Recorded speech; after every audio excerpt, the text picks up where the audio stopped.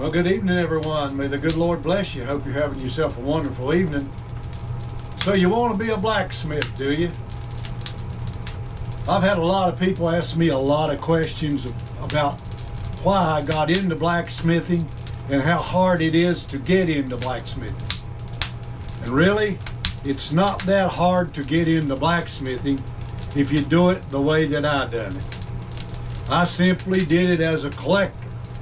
I started collecting different things to use in my blacksmith shop.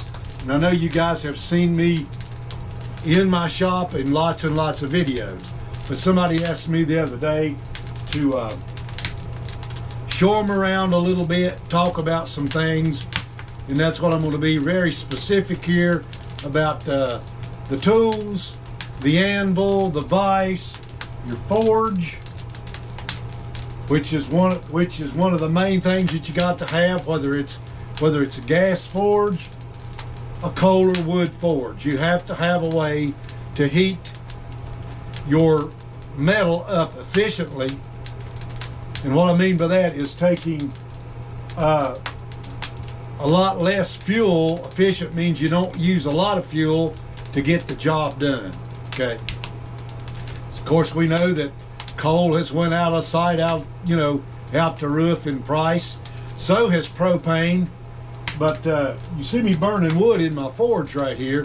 I can actually forge just a little. I can't weld in it, but I can do a lot of forging with wood right there in my forge. Okay. But we're going to take a look around here. First thing we're going to take a look at, you guys, is the anvil. This is a 130-pound anvil. This will be one of the things that when you're going into blacksmithing, is going to cost you probably the most money as far as getting into blacksmithing. Some type of anvil. You just have to have something to hammer your iron on. Now, over the years, when I started out, I was like everybody else. My anvil was on a wooden block, chained down, strapped down, and the thing was always whipping and whacking about every time you hit it. So I designed my personal stand for this anvil. Okay, this right here is 1/4 inch thick steel. It is almost as wide excuse me, as the anvil is at the bottom. Okay, hope you understand that. That's how I designed it, so that I would be able to bend stuff over the horn here, and this anvil not try to tip. And like I said, this is 130 pounds. There's another 75 pounds of base hooked to the anvil, and it's actually welded to that anvil. So that right there made a 100% change for me as far as forging goes, because now you all seen me do it. I can take my 10-pound sledgehammer and hammer all day long, unless I hit over here on the tip somewhere. It might bounce a little bit, but it's actually sitting on a concrete foundation. I poured the concrete foundation level to match this. Then I built a form around that and put boards around the bottom of this thing so that this couldn't dance around and jump off of the foundation. So that's just one of the things you're going to want to do. All right, you're going to want a post vise, leg vise of some type if you don't have the other kind. But if you can find a good blacksmith vise, here will be your next chunk of money that you spend. I think I gave for this used one right here about $200, and they're 200 and up.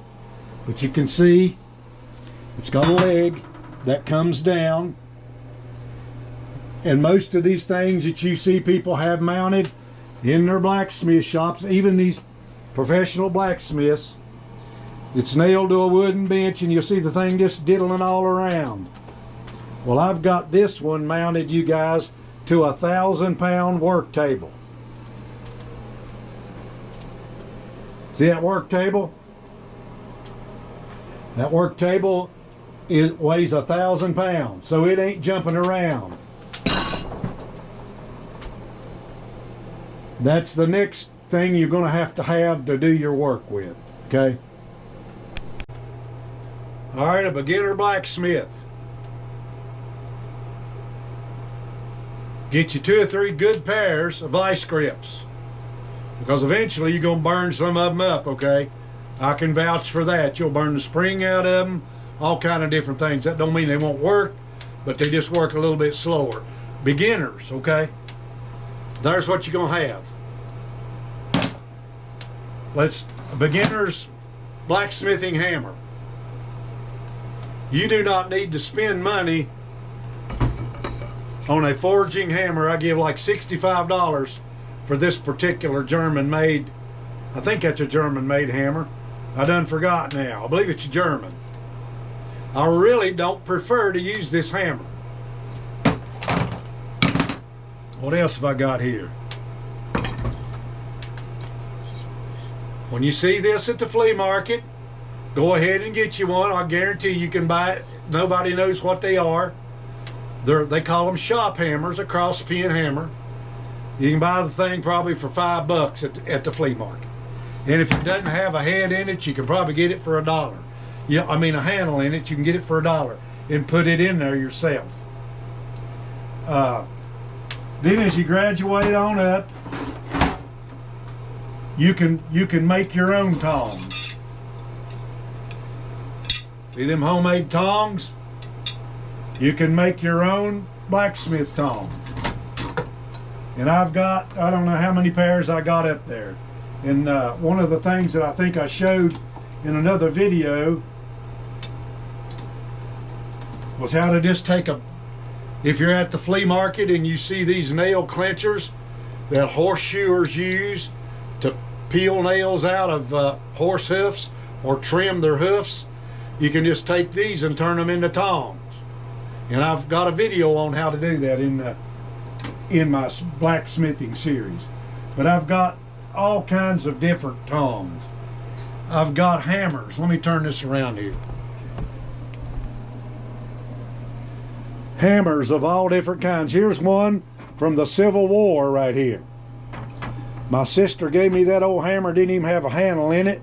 And when I looked at the writing on the side of it, I did the research, and that was manufactured during the Civil War.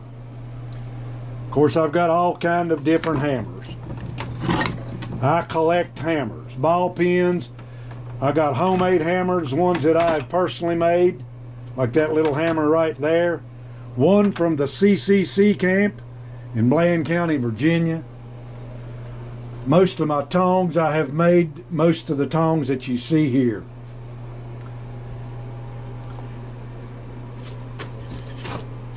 This is a flatter. You've seen me use these before. Now this one is manufactured flatter that I bought for $5 at the flea market with no handle in it. Up here is one that I made out of a sledgehammer in a chunk of steel. A flatter is just exactly what it means. You take this flatter and you put it on a piece of hot iron and you strike it with a sledgehammer and you flatten out the material that you're working on. You're going to have material to work on. Whether you're doing this as a hobby or you just decided to make a living at it, you have got to have stock. So since for me it's just a hobby, I just collect scrap metal wherever I find it. Believe it or not, the other day when I was down at the river fishing last Saturday, I had more fun finding scrap iron than I did fishing. I marked the scrap iron and I went back after I wasn't fishing. I took my waders and I went into the creek and I picked up scrap iron. These old boats, you guys right here, are over 100 years old. Well, Mike, how in the world you know how old them boats are? Well, in Rocky Gap, Virginia, back in 1902, they built a railroad from Bastion to Rocky Gap to haul the timber out. Well, later on in the 1940s, they removed the railroad out because they didn't need it anymore. It done took all the timber out of the land. Well, they left the bridge embutments still sitting there on the creek beds, and they're rotting down to this day. These bolts come out of one of those railroad abutments. That's why I know that this stuff's over 100 years old. Now, another way that you can do it is you can go down to the river there when you're fishing, and especially if there's construction work going on bridges along the river, which is going on all over the country now. Well, people drop their tools in the river and they can't find them no more, okay? That's where I picked that up from. A brand new trowel, still had the tag on it. That's a pointing trowel, concrete trowel.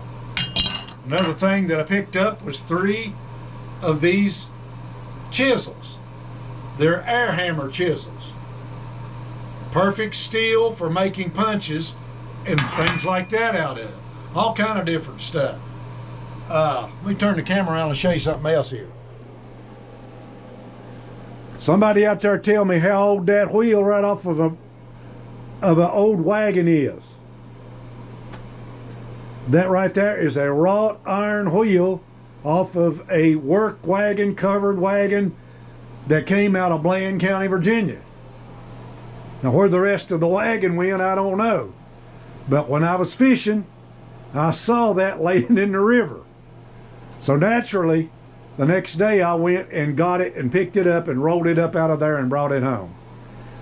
And the reason you know it's wrought iron, as old as it is, if that was just old scrap iron that we have around here now, this would totally be rusted to pieces.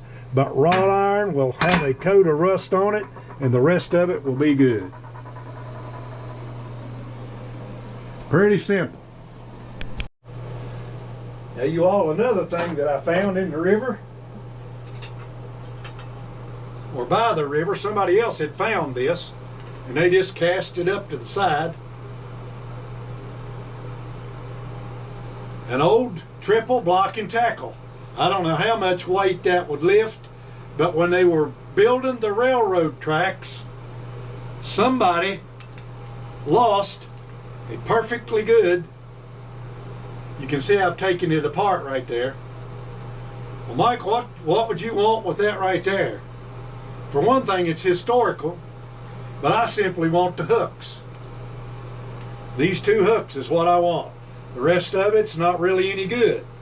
But those are the kind of historical things that you can find if you'll look for them, especially when you're fishing. All right, last but not least, you all, the very first blacksmithing book that I read, besides Foxfire 5, which I purchased because it had blacksmithing information in it, Foxfire 5, is Alex W. Beeler's Art of Blacksmithing.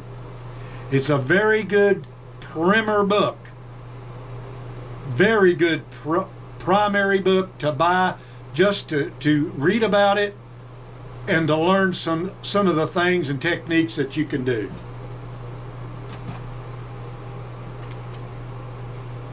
I think I've showed these before, but I'll show them again.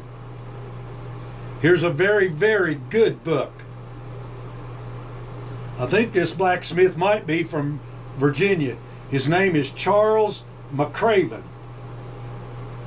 That right there is an excellent book.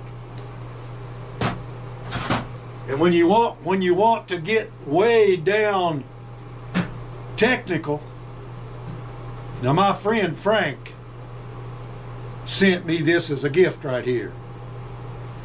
Right here is really a really good technical blacksmithing book. Secrets of the Forge.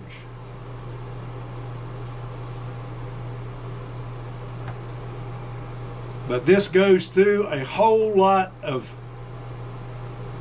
different things, and this one is basically about really, really good craftsmen. They're making flowers and different types of things like that. Very, very excellent book. So what else can we see here? Of course, you're going to have an apron. Keep the stuff off you. Use you some goggles to keep your eyes from getting put out. Always have a fan to suck the smoke and stuff, the excess smoke and stuff in your shop. That will be a problem when you're blacksmithing, especially with coal. If you don't have a really good forge that draws really good, even if you're outside, you'll be eating smoke all day long if the wind don't blow in the right direction off of your forge. Of course, gas will put off a smoke and stuff like that when you're burning that you definitely don't want to breathe. So always make sure that you have a way to exhaust your fumes away, okay? Now I'm going to show you guys this.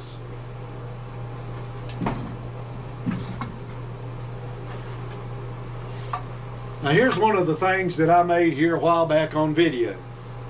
I didn't show the end of it finished, but that's how I finished the end of it up. I took a piece of stainless steel and cut it. This is a piece of pipe. I simply cut it and formed it till it would fit my model cane hook, okay? Those are just some of the things that you can do for people and fix for people, and you can make a little bit of money at it, okay? You're not going to get rich blacksmithing, okay? Don't let nobody kid you. You see all these blacksmiths on YouTube. These people ain't rich.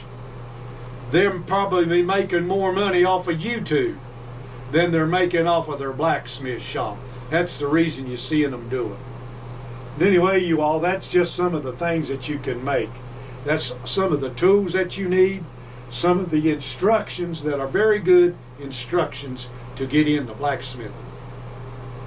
I've got a welder sitting here that I use to arc weld stuff.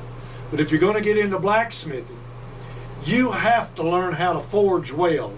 So your forge will have to be a forge that will bring that piece of metal up to the forge welding heat. If you can't forge weld, you won't be a satisfied blacksmith. There ain't no ifs, ands, or buts about it. Of course, you'll want a grinder. You'll want a cutoff wheel. Those things are just, they're so handy. I mean, you don't have to chop hot iron to get the stuff into, just little old stuff like that. Just some of the techniques. But like I say, start looking around if you're getting into blacksmithing for that source of scrap iron that doesn't cost you nothing. You just go on, you pick it up, and now it belongs to you. By the way, these were bolts. You can see where the threads is actually rusted completely off and the nuts fell off of these things. These are over 100 years old. What will I make out of them? Who knows? But the rest of this iron is still good. Just as solid as it was 100 years ago when they put it down through the top of that bridge. But what I like is these new contractors. If they're up on 75, 80 foot up on a bridge, they drop something out of their pocket, they drop their tool, their pocket knife, or something else in the river. They ain't gonna go down there and try to find that stuff. It's gone. They just grab something new and keep on working. That's why you can go around these old construction sites and you find all kind of scrap material. So with that, you all, I hope that satisfied. I can't remember who it was that asked me. I apologize. But I've showed this 2 or 3 times. Might even show it again sometime somebody asks me. With that, you all, may the good Lord bless you. Until next time, so long for now.